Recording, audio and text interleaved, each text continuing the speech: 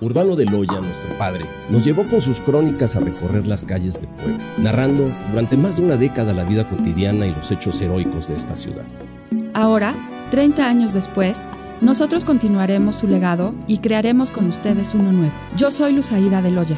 Yo soy Guillermo de Loya. Y esto es Puebla de nuestros amores.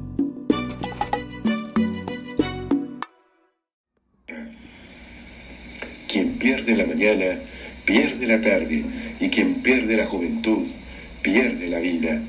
Se impone la reflexión, pero enfrente de Puebla de mis amores flotan otros variados aspectos de la existencia de la Universidad Autónoma de Puebla, aunque vale preguntar, ¿qué no habrán contemplado y escuchado los muros carolinos?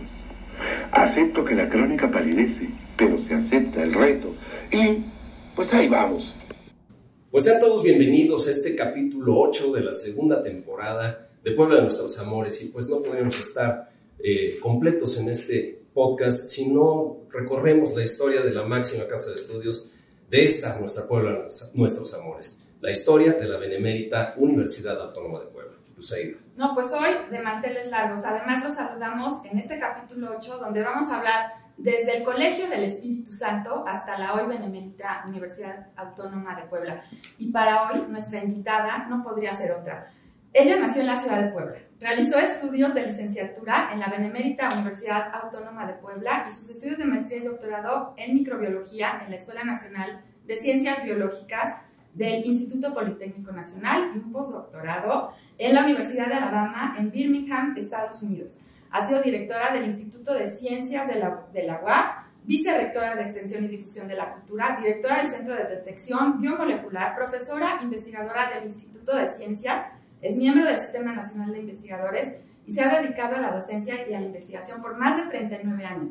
Le apasiona la investigación científica, la docencia, la divulgación de la ciencia y correr maratones. Guillermo, por favor, ¿quién es? Caray, ¿quién va a ser? Nada más ni nada menos que nuestra queridísima doctora, un gran ser humano, una gran persona, pero además también quien es la primera rectora de la Benemérita Universidad, la doctora Lilia Cedillo Ramírez. Muchas gracias, doctora, por aceptarnos esta invitación. Gracias a ustedes, de verdad es un privilegio. No las queremos aquí en Puebla. Aquí es su casa, la puerta es su casa y la verdad a mí me honra el recibirlos, también el conocerlos desde hace unos cuantos añitos, ¿verdad? Poquitos. No sé ella porque tiene más que yo.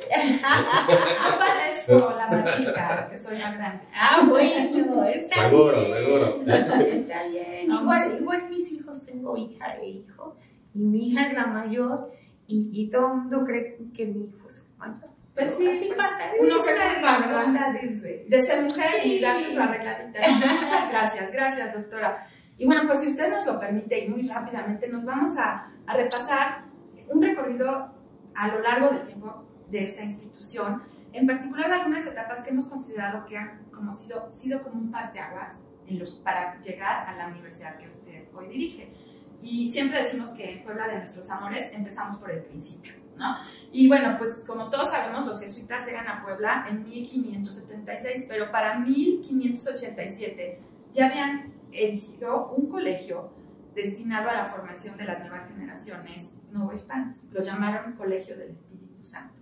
Desde ese momento, desde el que nace ese Colegio del Espíritu Santo, es considerado el foco del desarrollo humanístico y de la ciencia en la parte centro-oriente de la Nueva España.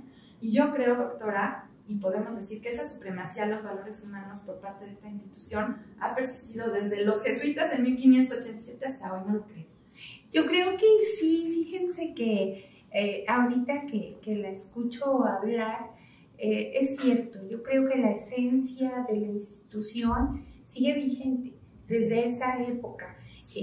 Surgió obviamente con el interés de los jesuitas por la educación, pero además una educación con valores, una educación muy ligada al pueblo en ese momento, y sigue siendo así, sigue siendo una institución muy ligada con nuestra comunidad, muy identificada con nuestra comunidad, y que a lo largo pues ya de todos estos años, que son bastantes, ¿verdad? Son un poquito más de 400, casi 500 años, la esencia sigue siendo la misma, y eso creo que ha sido fundamental para nuestra institución, pero también para la comunidad poblana, ¿no? La comunidad poblana ha identificado en nuestra institución a ese baluarte que tienen los poblanos, que tenemos todos, porque en algún momento aquí han estudiado nuestros hijos, han estudiado nuestros padres o los abuelos o los tíos, siempre hay ese vínculo tan fuerte con nuestra institución. Así es, siempre ligados de alguna manera los poblanos a la institución. Y siempre destino del pueblo, porque a fin de cuentas, después de la expulsión de los jesuitas en 1767, quien prevalece y además empieza a hacer ese camino de historia que usted nos refiere, con la gran cantidad de valores, es el Real Colegio Carolino. ¿Por qué no nos cuenta un poco más de esa etapa, doctora, que es fascinante? Aparte es una etapa donde México ya se empezaba a pensar en la independencia, ¿no? Exacto, y yo creo que en esa etapa también se dieron pasos fundamentales para el desarrollo de nuestra institución. Yo creo que ahí la educación empezó a tener el peso que hasta ahora tiene, ¿verdad? Y siempre creo que ha sido una institución que le ha apostado a que la educación es lo que puede sacar adelante a nuestro país. Y desde esa época ese era el sentimiento, ¿no? El que llegara la educación a un sector más amplio de la población y que fuera la manera en la que nuestro país transitara de una manera tranquila, por así decirlo, hacia una época diferente. En una época que todavía no era México. No, exacto. Del país, doctor. Sí, y ahí yo creo que es donde nuestra institución también alberga a poblaciones con diferentes características, ¿no? Porque el ser incluyente, que ahora está como de moda, en esa época tenía todavía más importancia, ¿no?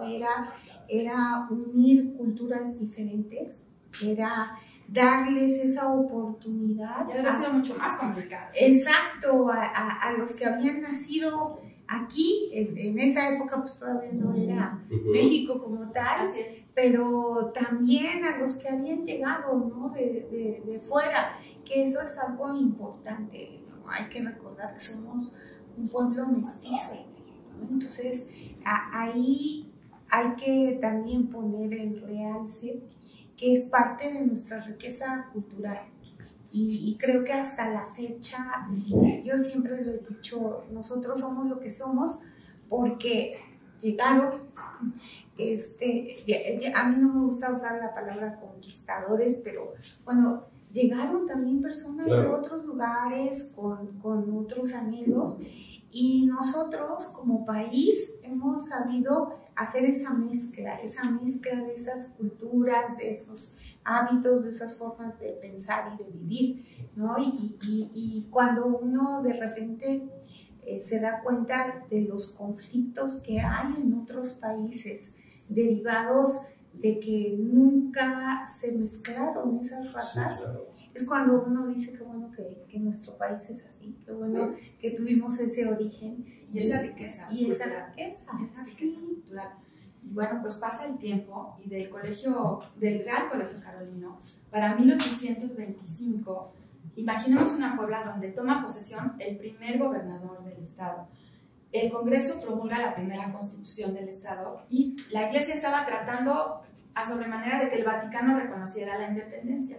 Pero también en ese año se trata de instalar una república. El Congreso decreta que el Colegio Carolino se convierte en colegio del estado y le otorga al gobierno la suprema inspección del mismo, aunque el cambio fue gradual porque todavía creo que los rectores siguieron siendo religiosos tiempo después, pero se convierte en una institución de carácter pública, laica y gratuita. Y yo creo que este es el parteaguas de que las características que marcan a la institución. ¿Y cuál sería esa contribución que prevalece hasta nuestros tiempos desde esa época?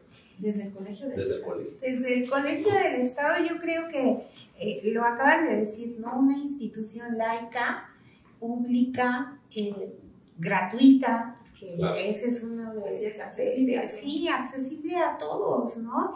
Y creo también que aunque pues transitó lentamente, porque no fue tan rápido, yo creo que también tuvo una influencia muy grande todavía en esa época los jesuitas, ¿no? Claro. Y entonces su pensamiento, su filosofía, yo creo que nos llenaron como institución de una oportunidad para seguir siendo una institución muy ligada también a las necesidades, a los valores, que yo creo que es algo importante. Hace no mucho, cuando yo fui a un informe del rector de la Ibero, en son de broma, pero no broma, cuando terminó su informe, el rector patrón, yo le dije, ¿sabe qué, rector? Es que usted y yo somos como hermanos alejados, claro, pero tuvimos unos primos segundos, exacto, tuvimos el mismo origen, entonces finalmente lo llevamos no en la sangre, sino más bien en el pensamiento. No, claro, y en la formación, ¿no? Aquí tenemos un pesado de los jesuitas. De los jesuitas del Instituto Oriente, y sí remarcar lo que dice la doctora, que la mística de formación jesuita siempre deja esa huella, siempre deja como ese canal de desarrollo en donde se forjan y donde surgen los valores. Y son valores que ya vamos aterrizando también a lo que usted quiere decir para la parte actual de su rectoría. ¿Qué valores podría usted decir que prevalecen en esta benemérita universidad? Yo creo que a lo largo del tiempo conservamos muchos de esos valores. A lo mejor algunos están como empolvaditos, nada más les damos una o ya adaptados a estos años. Exacto, pero no se perdieron, ¿no? Uno recuerda a lo largo de la historia de la universidad cómo se ligó a muchos movimientos sociales, ¿no? A la gente que en un momento dado buscaba en la institución, claro, en la UAP, ese apoyo para una forma distinta de pensar, sí, o bien para cambiar sus condiciones de vida, ¿no? Y entonces yo recuerdo mucho que en los grandes movimientos aquí en Puebla, de diferentes sectores de la sociedad, siempre decían, vamos a la universidad para que nos apoyen, ¿no? Entonces, esa frase yo creo que ha prevalecido a lo largo de muchos años, ¿no? Y que finalmente la gente veía en nuestra institución esos valores como la solidaridad, como el sentido de la responsabilidad social, lo que ahora conocemos como responsabilidad social, desde esa época ya estaba presente.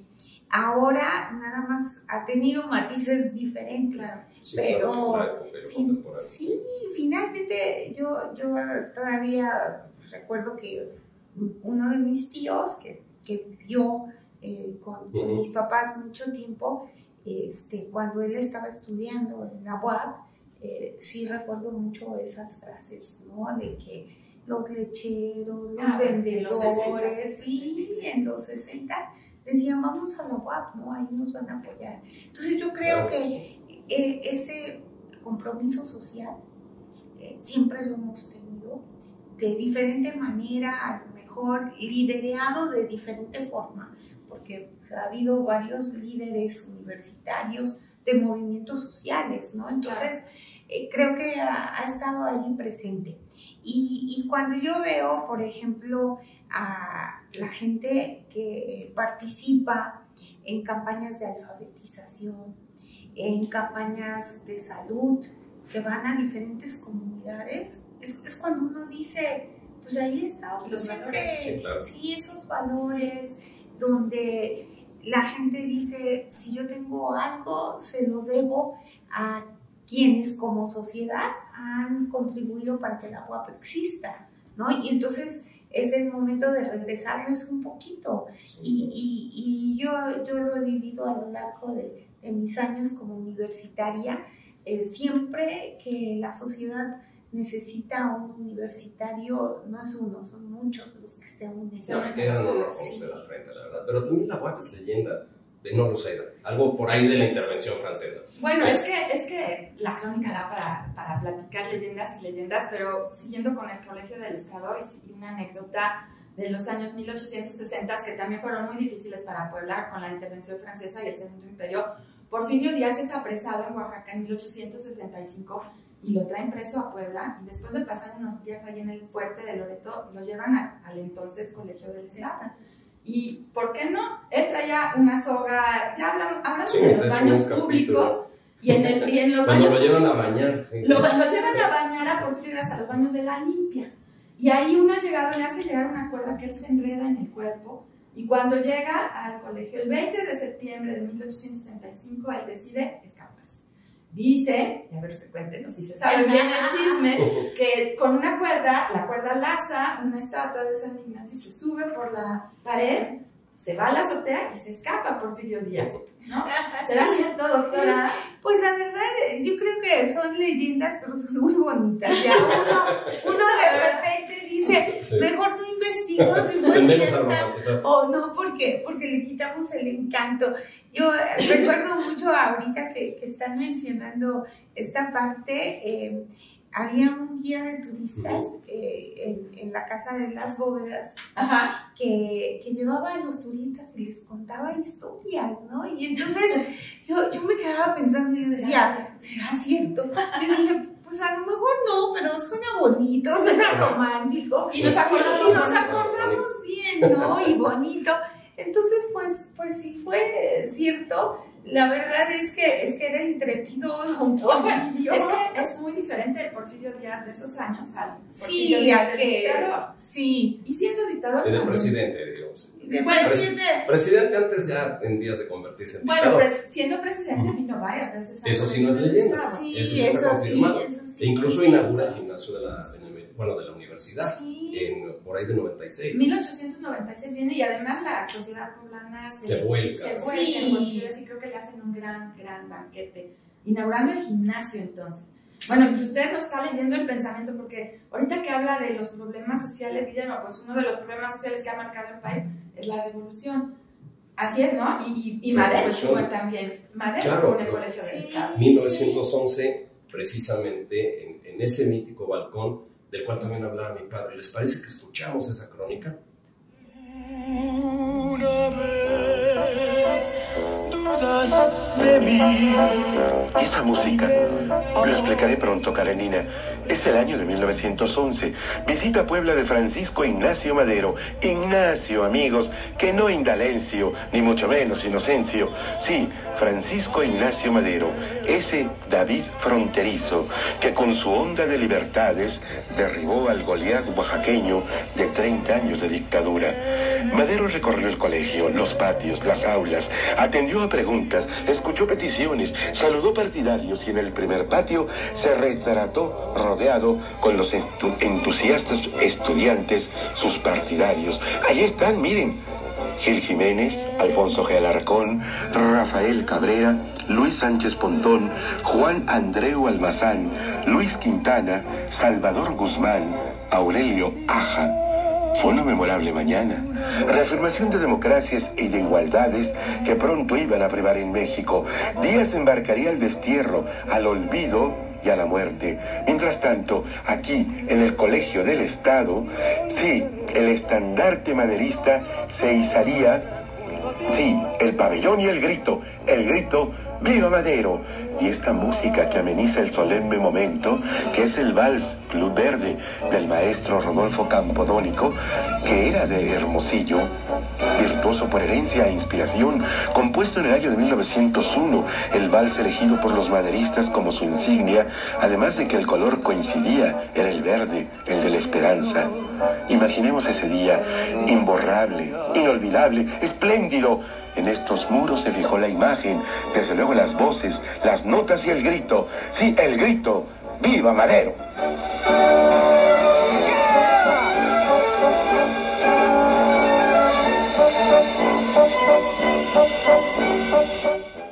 Bueno, y escuchando, doctora, esta crónica de Madero, que viene primero en 1910, en plena campaña, ¿no? Y ahí se le nombra la Plaza de la Democracia, porque él ahí arenga a los estudiantes.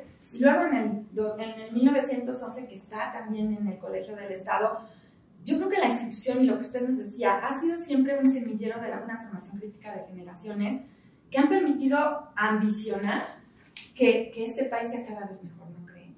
Sí, la Plaza de la Democracia, ahorita que Luz estaba platicando, que fue el lugar de las arengas así de madero. De madero. No hay una colaca ahí, ¿no? Sí, en el hotel de ahí enfrente. Si nos patrocina lo mencionamos. Si nos patrocina lo mencionamos, sí, pero no nos ha patrocinado. Se come muy rico en ese. Se come muy rico. Eso es muy sabroso. Buenísimo, y las chapinas. Sí.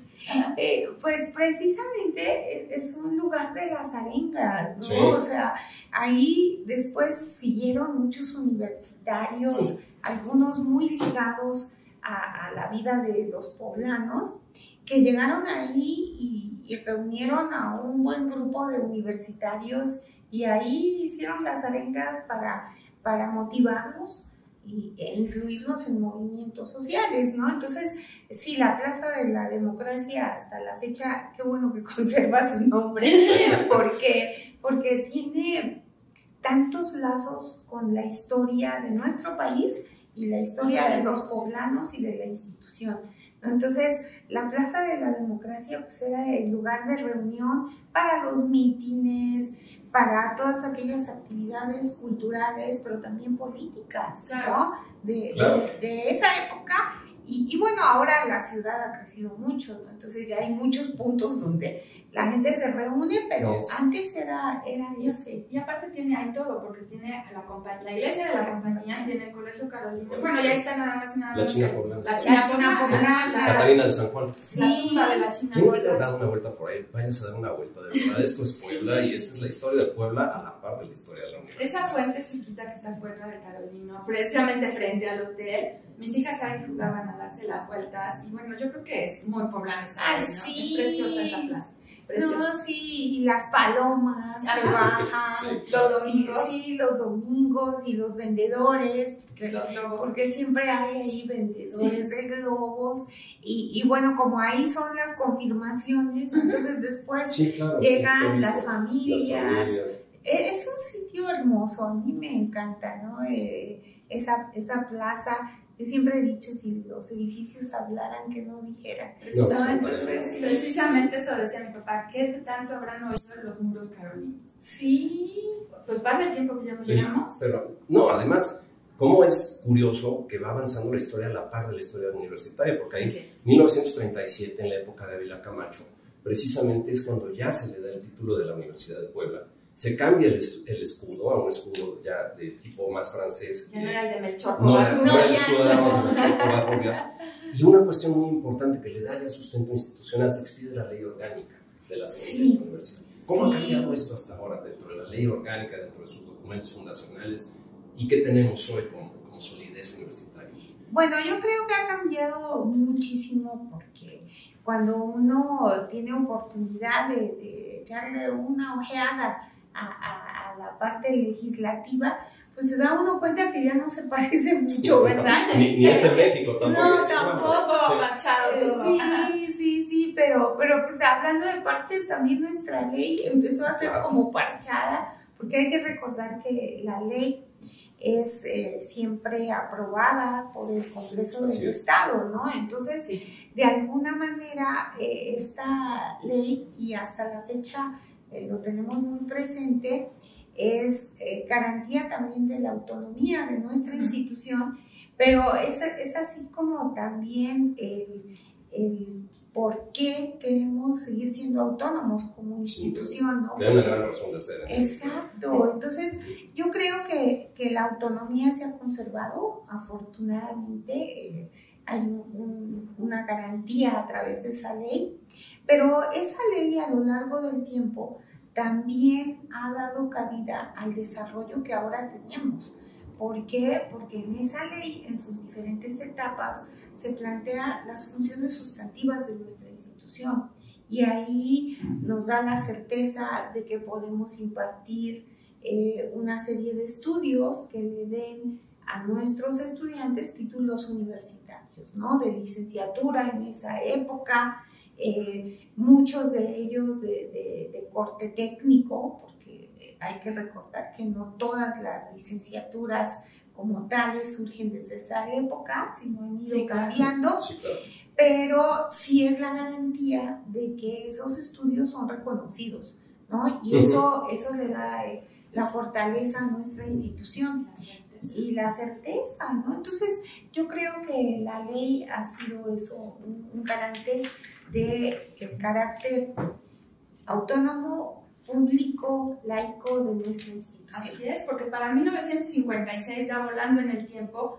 el otro hermano, Rafael Ávila Camacho, ya le da este título de autónoma, ¿no? Ya se vuelve la Universidad Autónoma de Puebla, y con 5 pilares que yo aquí investigué, pero usted me dice si lo hice mal: libertad de cátedra, autogobierno universitario, actividad crítica, participación universitaria y derecho a la disidencia, que yo creo que se conservan, ¿no? Se conservan plenamente. Fíjense que hace no mucho tuve la oportunidad de platicar con un universitario de esa época que luchó por la autonomía, ¿no? Y él comentaba estas características que acaba de mencionar Luz, fueron los que motivaron a los jóvenes de esa época a emprender una lucha, a veces pues no tan pacífica, porque hay que recordar que no fue fácil. Fueron etapas complicadas. Muy complicadas, pero que hasta la fecha se las agradecemos, ¿no? A todos los que fueron actores,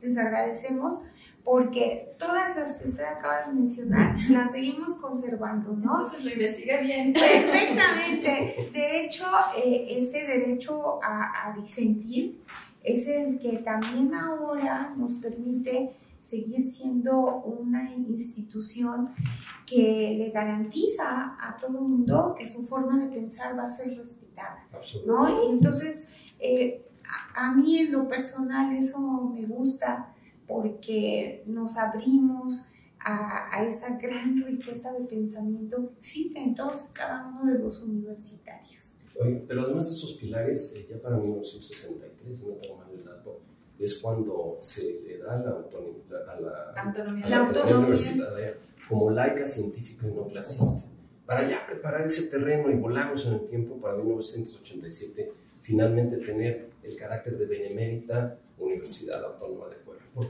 qué esta gran importancia en ese momento histórico de la universidad?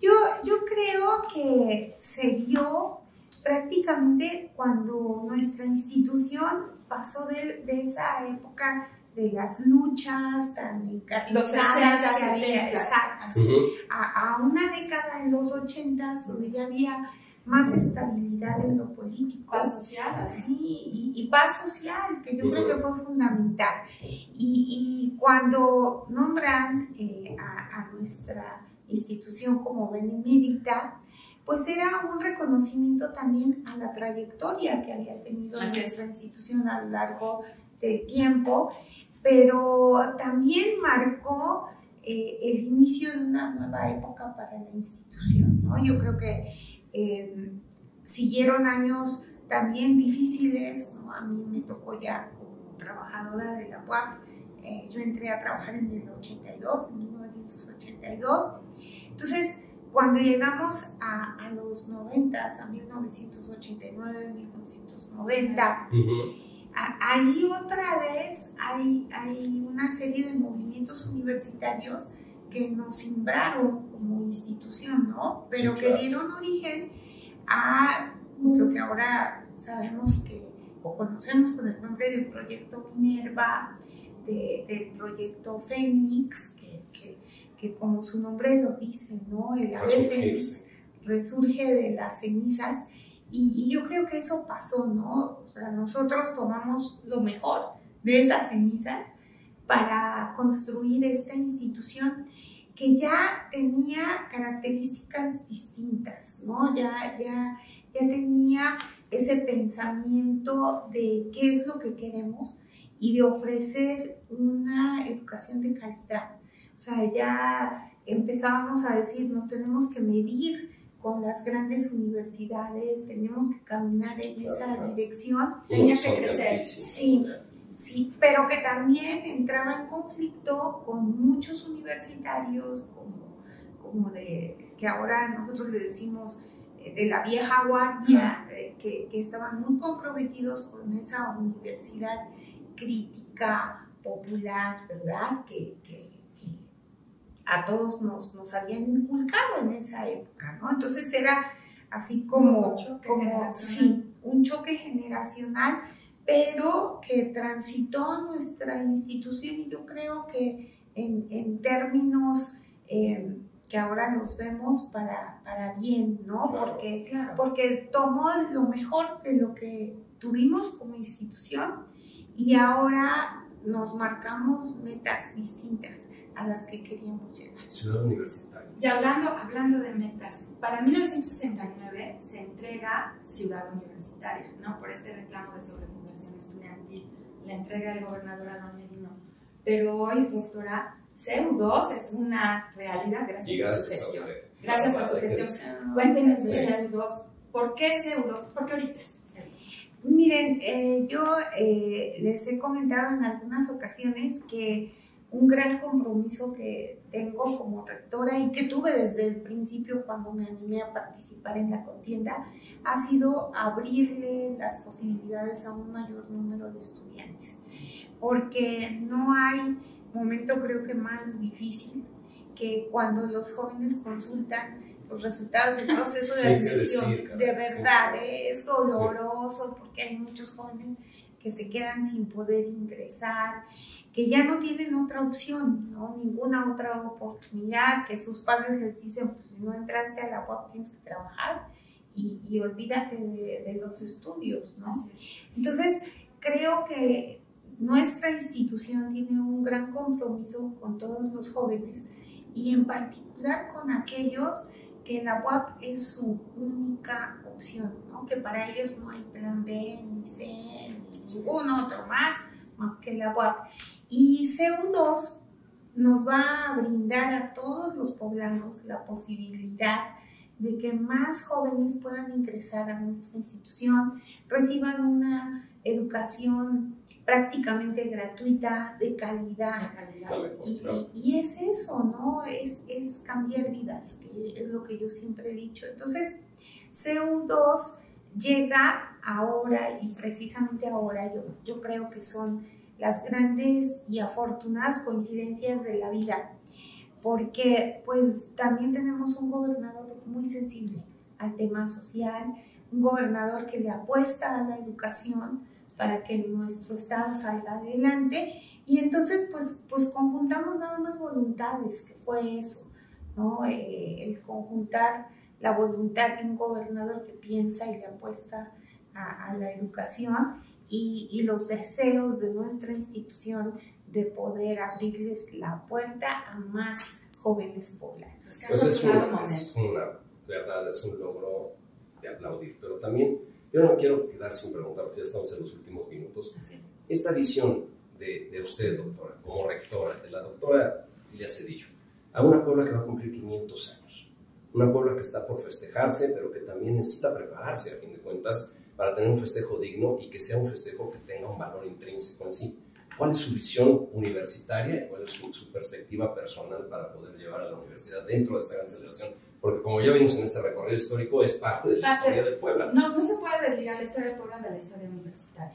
Así es, pues miren, yo creo que para estos 500 años de nuestra ciudad que tanto amamos los poblanos, es también el motivo de reflexión para nuestra institución de qué es lo que queremos seguir aportando como universidad pública para esta Puebla que ha albergado a nuestra institución durante todos estos años, y creo que lo mejor que podemos hacer como institución es seguir apoyando a los jóvenes para cambiar sus vidas, pero también en un marco de los valores. Yo creo que nuestra institución tiene un gran compromiso de seguir formando a jóvenes universitarios con las habilidades académicas y profesionales, pero también con los valores. Eso yo creo que no lo podemos perder de vista. Si nosotros como institución le dejamos a Puebla un buen ciudadano, yo creo que es la mejor manera de celebrar estos 500 años. Qué importante reflexión. Así es. Pues doctora, yo todavía no me la creo. La verdad, haber platicado con usted no me la creo. Ha sido un privilegio de verdad platicar con usted. Fíjese que yéndose a la crónica, mi padre nos contaba en sus crónicas que más o menos para 1925 empezaron a egresar las primeras mujeres profesionistas de esta casa de estudio, principalmente del área de ciencias, como farmacobiología, lo que sea farmacéutica. Sí. Y de eso hace ya casi 100 años, doctora. 100 años que ha transcurrido esta institución para tener como primera rectora a una mujer que pues todos admiramos mucho y no es echarle flores en balde, por su sencillez, su practicidad, su compromiso por generar conocimiento de esta institución, porque en su actuar diario no compromete el prestigio de esta institución y eso se le agradece enormemente, y además porque al final tiene una relación cordial con las autoridades, pero tampoco compromete esta autonomía universitaria que tanto trabajo le ha costado a la institución.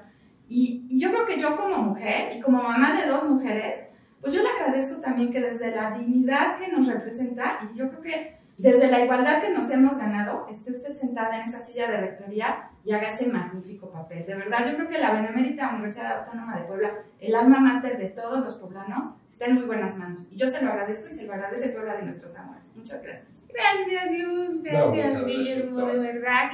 Y bueno, gracias a la comunidad poblana que confía en nuestra institución. Y yo siempre lo he dicho, gracias a esos padres que nos confían lo más valioso que tienen, que son sus hijos. Y el más enamorado de la Benemérita Universidad Autónoma de Puebla será mi padre, Urbano de Loya. Usted va a escuchar en su crónica cómo lloraba al acordarse de los años universitarios. Sí, Urbano de Loya, cuyo programa grabado en 1994 lo puede encontrar en pueblanuestrosamores.com. Y no deje de seguirnos y vernos en este podcast que hoy, sin duda, se vistió de gala, se vistió de luces con la presencia de la rectora. Y si nos permite, escuchemos la voz de don Urbano de Loya para despedirnos. Nos vamos de la Benemérita Universidad Autónoma de Puebla, nos vamos con el corazón lleno y nos vamos con muchas enseñanzas. Muchas gracias. Gracias, doctora. Felices, gracias. Gracias, Guillermo. Gracias. Sí, apretón de manos y de comunión de ideales, abrigado por el lema, esencia y conciencia. Oiga, niñas, denme su brazo, que hoy ustedes son mi apoyo. Pensar bien para vivir mejor. Sí, amigos, aquellos años de la Universidad Autónoma de Puebla. Corre el tiempo tan acremente